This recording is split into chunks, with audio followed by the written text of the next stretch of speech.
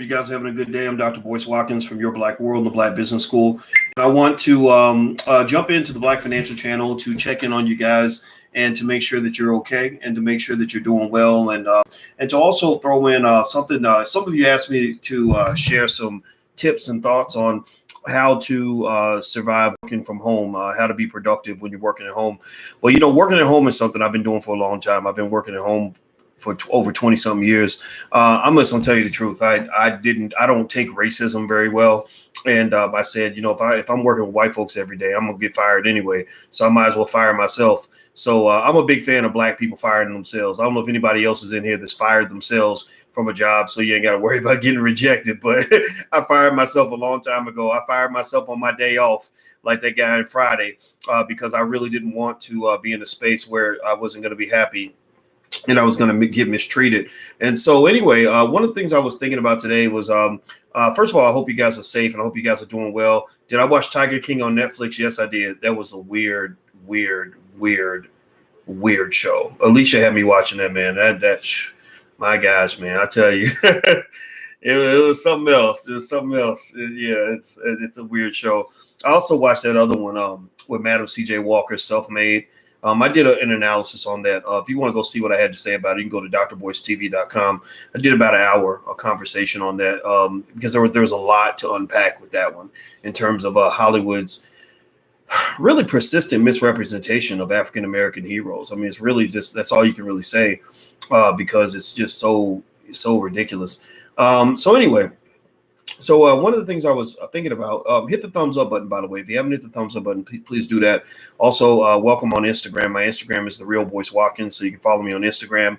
You can also follow the Black Financial Channel on Instagram. So just go in and search for the Black Financial Channel and the Black Business School. So here's what I was thinking about. I was thinking that maybe today it would be fun to kind of talk through some quick tips on how to be productive from working from home.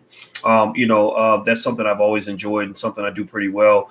And I read an article about it, and I'm gonna share some of the tips from the article, but actually a lot of the tips were similar to things I'd actually thought about. The first thing about working from home is that, you can't let yourself or let other people convince you that, that because you're working from home, that you're always available or that you don't have a real job. That was the biggest problem I always had, is that, did anybody else have that problem when you became an entrepreneur and people were like, well, since you ain't got a real job, you could go pick up the groceries, drop off the laundry, check the mailbox, call up cousin Susie and drop off the kids. So really just making sure that the world understands that you do have a real job is really important so that people don't consistently interrupt you. Studies show that if you're consistently being interrupted, if you allow yourself to be consistently interrupted, your productivity just plummets. I mean, it absolutely plummets. So, and I'm talking about even the beeps and buzzes on your phone. You should really shut that off. I don't turn my phone on. I have two phones. I have two cell phones, one of which I'm doing my Instagram on. The other one is, my personal phone. And I don't answer either one of them. I turn them both off because I don't want you calling me while I'm working. If I'm working and I'm in a zone, and I'm trying to focus, I got to get things done. I don't have time to sit here and just constantly be interrupted. So a lot of people don't get anything done because they allow themselves to be too available to the world. So what I suggest is that if you're going to work from home, find you a place that is isolated, like an office or something like that. Like I have a little office and I shut the door, I come down the basement, and it's just my space. It's like, leave me alone. I'm busy. And Alicia comes down here maybe once every hour and a half to 2 hours. And that's it. And so that really helps me to really focus because you get those distractions, it'll throw you off. And you also want to compartmentalize things like if you think about it, emails and social media, or like I said, phone conversations or texts. Those are the four things that tend to interrupt things. So I turn my phones off. I turn off any noises and notifications on my phones or anything except for CNBC and a couple financial platforms. I'll let them send me notifications because I keep up with the financial markets. Outside of that, nothing else. So what I do is I put it in its place. So when it's time to have a phone conversation, I will go and I'll say, okay, for the next 20 minutes, I'm gonna check my messages, and then I'll check my messages. And if I have to call somebody back, I'll call them back. If I got to text them back, I'll text them back. But you got to control your environment. You must control your time. Don't let other people control your time. What's another thought that I had? Well, the other thing too is that if you have other people in the house, like if you have a spouse or a significant other, baby mama, baby daddy, whatever you got, I ain't judging. There are your relationship can really be pressured by the fact that you're around each other all the time. Some couples are only able to stay together because they're not around each other that much, right? And then you get to the point where you're locked in a house together. Woo, buddy. There's a lot of domestic violence, a lot of people getting hot grits thrown on them, people getting beat up and cussed out and everything else. And so, really knowing how to keep that distance is really important. Like one of the things I read in an article today was they were talking about, like basically have like maybe a safety word that you can use to say, like basically say you're getting on my nerves. Like, so your safety word might be, I don't know, it might be a safety phrase. It might be, okay, I need to take a break, or the dogs are barking, or for me and Alicia, it's pipe down, Alicia. Like that's what I'll do. I'll be like, okay, Alicia, pipe down, or I'll be like, I'm hanging up on you. Like that's what I say to her. Like even if we're not on the phone, like I'll be like, I'm hanging up on you, and I'll just walk out and I'll leave. And what happens is when you create that distance in that space, then whatever it was, it goes away, and then you get back together and everything's okay. So social distancing is something that you kind of have to do just in general, because I don't care how much you love somebody, they're going to get on your nerves. Sometimes, like really, I explained it to Alicia by saying that I said, seeing you and hearing you is like my favorite song. You are my favorite song.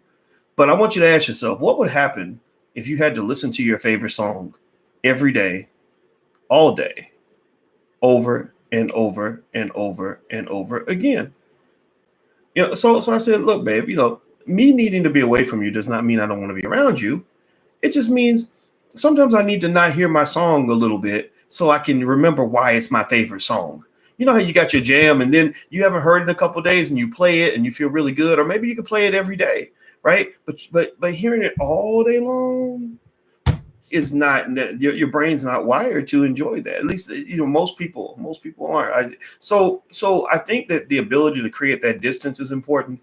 I think that they were also saying in the article, don't treat your spouse like a coworker where you're in the same room and you're constantly turning to each other and talking to them about whatever is on your mind in that moment. They said, what else did they say here? They said, have designated do not disturb places where you can go and not be bothered. Avoid the bedroom during work hours. So don't go hanging out in the bedroom, doing your work, camping out on the bed. Like actually go to a physical place that is outside the bedroom, because your brain associates spaces with things. So if you're always working in the bedroom, they say it's harder for you to sleep. But if you only associate the bedroom with sleeping, sex, or, having a conversation with your partner, then that's all you're going to do in that room. So don't hang out in the bedroom when you're supposed to be working. Communicate. They say communication is really important. You got to really talk. Maybe in the morning, you talk to each other about each other's day and say, how can I help you? What can I do? That's really important. And in fact, I'm thinking about that with Alicia. Like we communicate every morning. We communicate several times during the day. But we definitely have our space where she goes in her office and she sees her clients and talks to her students. And I'm down here, talking to you guys and doing whatever the hell it is I do. I don't know what my profession is. I can't tell you what it is, but y'all know I'm doing something. I ain't sitting around doing nothing. So anyway, I hope that this information helps you. I think that if you want to know what I'm seeing right now, and by the way, Green Mind, I see your comment and I just want to say thank you very much. I appreciate you too. I would say that in this moment, I just see a big transformation happening. I see the economy shifting. A lot of things are going to be happening online now that are not going to become offline anymore. So I think kind of getting in tune with that digital economy is really going to make a big difference for you. I had a conversation with a mentor of mine who suddenly, he's a professor, and I've been trying for years he doesn't even have a cell phone. He refuses to get a cell phone. To this day, he does not have a cell phone. And I love him, but I was like, man, you got to get a cell phone. And of course he refused to do anything on Zoom or online or whatever. And I was sitting on the phone with him, explaining to him how to use Zoom. And I was like, wow, now you're being forced to do something I've been telling you to do for many, many years. So now that you're being forced to make this transition, try to embrace it. Try to it is what it is. You got to accept it. You got to move forward. And just embrace it. Just embrace it and make the changes. And what you're going to find is that if you embrace change, and you look at the opportunities that you have because of change, then you're going to find yourself in a better position. You'll be a better, stronger, more flexible, more capable person. But if you're constantly pissed off because you can't do things the way you used to, then that's only going to lead to sadness and misery and everything else. It's just like breaking up with somebody in a relationship. Like if they dump you, they dump you. You can't have them back. So you might as well focus on all the opportunities that are out there. Like don't look back. Like you can't look. Don't spend all your time wanting something that you can't have. Like try to learn to want the things that are readily available to you. That's one of the keys to happiness. That's something that I apply in my life. So, so that I hope that this helps you guys. The one more thing I was thinking about as far as like, working online and stuff like that. What was the other thought that I had? Oh yeah, the economy is going to have an absolute colossal crash. We're going to have more unemployment than we had even during the Great Depression.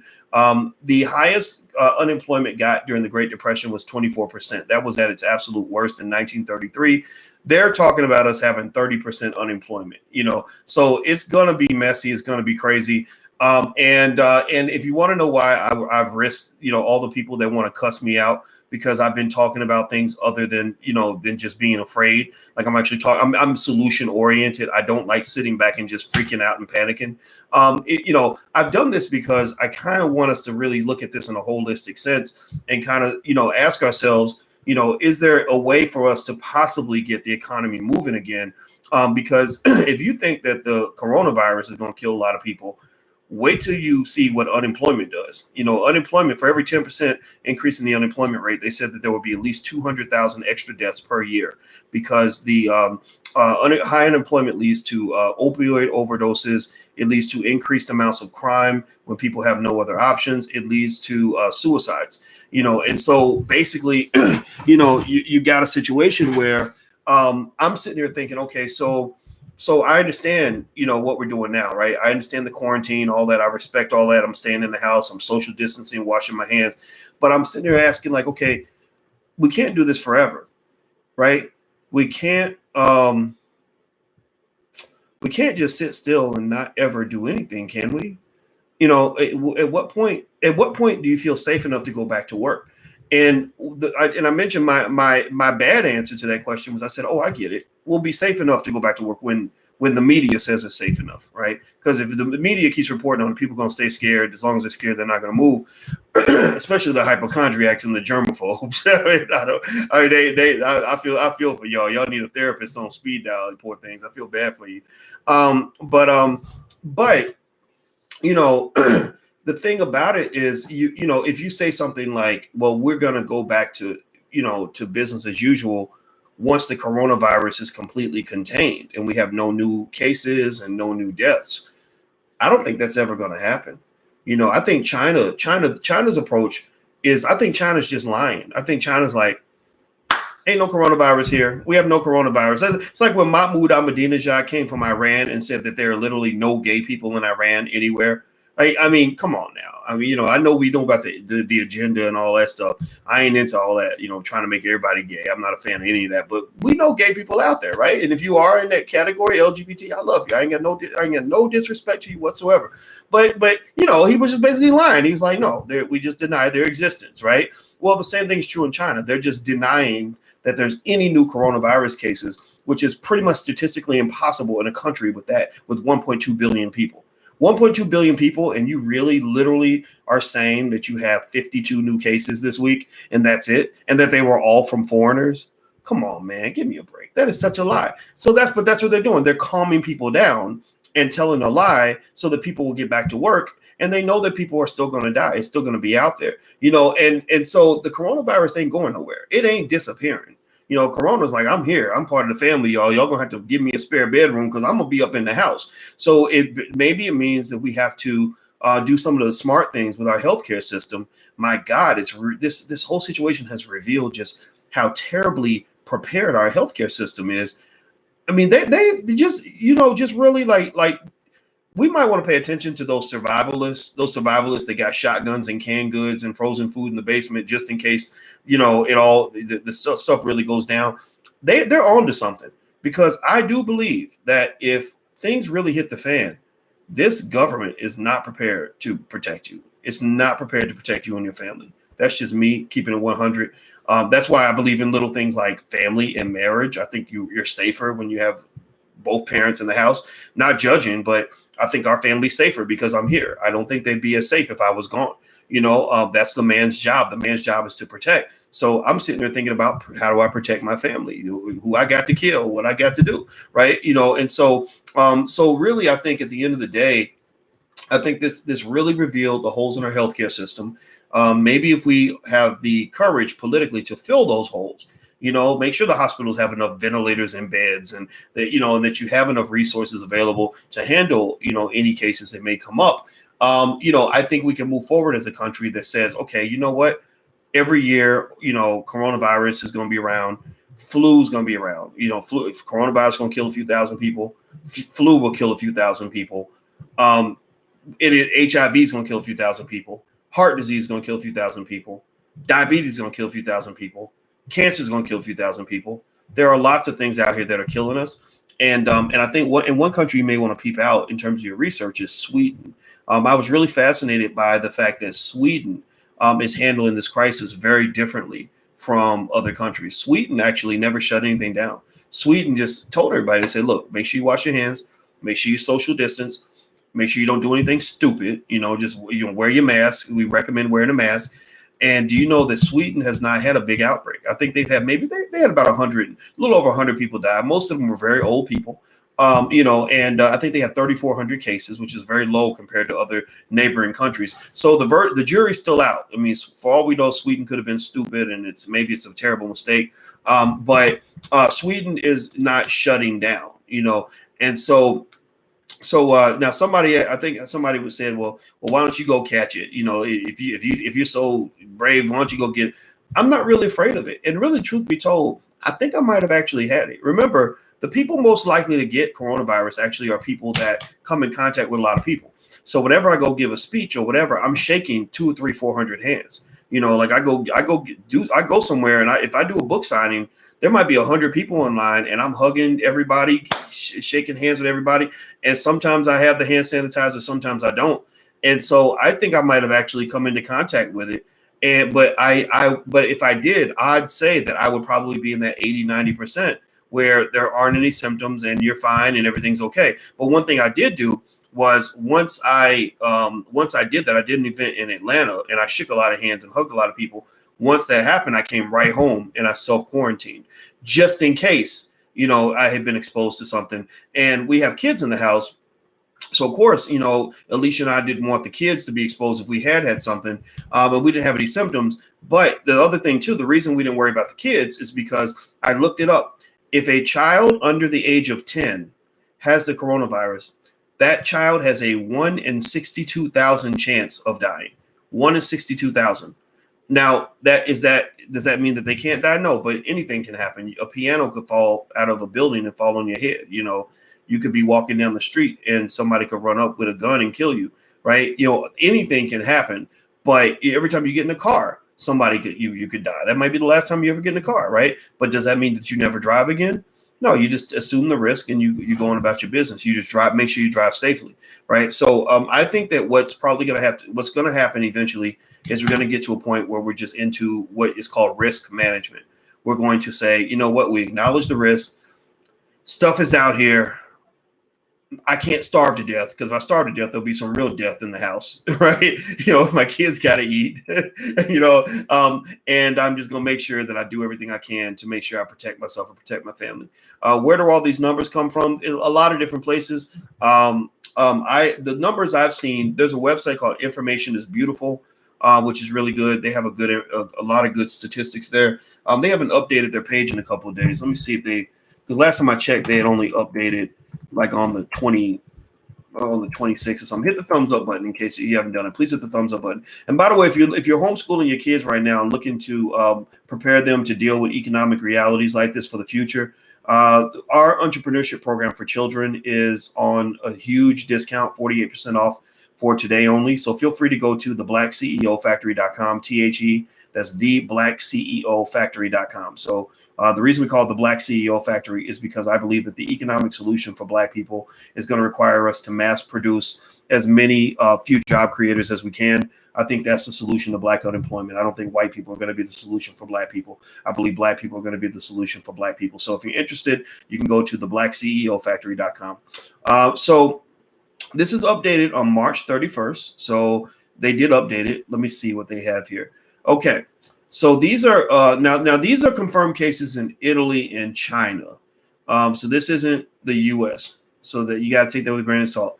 But what they're saying here is that when you look at the deaths from the coronavirus, 17% of the deaths in Italy were people over the age of 80. 9.6% is just, wait, is that right? Yeah, 9.6% were over 70 or 70 to 79. So 9.6 plus 17, that's 25. No, that doesn't add up. It should add up to 100%. Let me see here. Maybe I'm doing this wrong. 14, 31, 40, 48. Okay, I get it now. Okay, so I'm guessing that the way they got these charts set up is they're saying that 14%. You know what? I'm not even going to try to interpret this chart because I think they did it wrong. So you know what? Let me go look at this and analyze this again because the way they laid out the data doesn't make a lot of sense to me.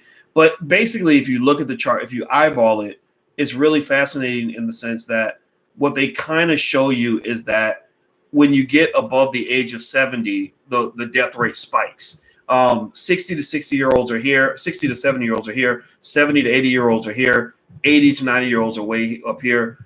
Anybody under the age of 60 is pretty low. It doesn't look like the odds of dying are very high when you're younger than the age of 60. Also, 80.9% of the cases are mild, no symptoms. If you look at the pre-existing conditions, 48% of the deaths are from people that have 3 or more pre-existing conditions. Though 26 come from people with 2 pre-existing conditions, 25% from 1 pre-existing condition.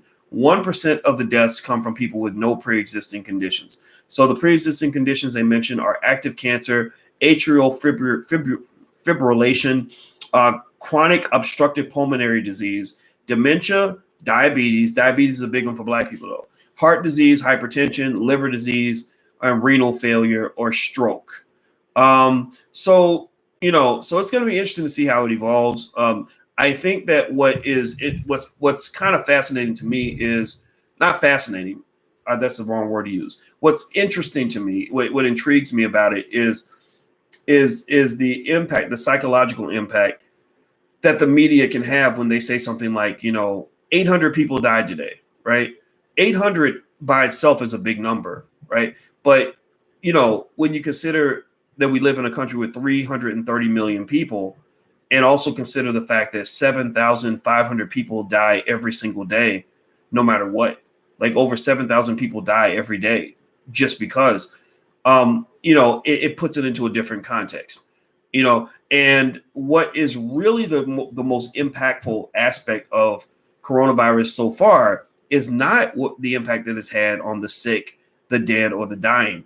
The greatest impact I've seen is the impact it's had on the people who are observing the sick, the dead, and the dying, right? It's kind of like how on a plantation, if the massa had a gun with 6 bullets and there were 100 slaves on the plantation, he ain't got enough bullets to kill all the slaves. But if he kills the biggest slave, then all the slaves are watching. He can control the other 99 slaves by killing just one, right? I kill one of you and then I say, okay, you might be next.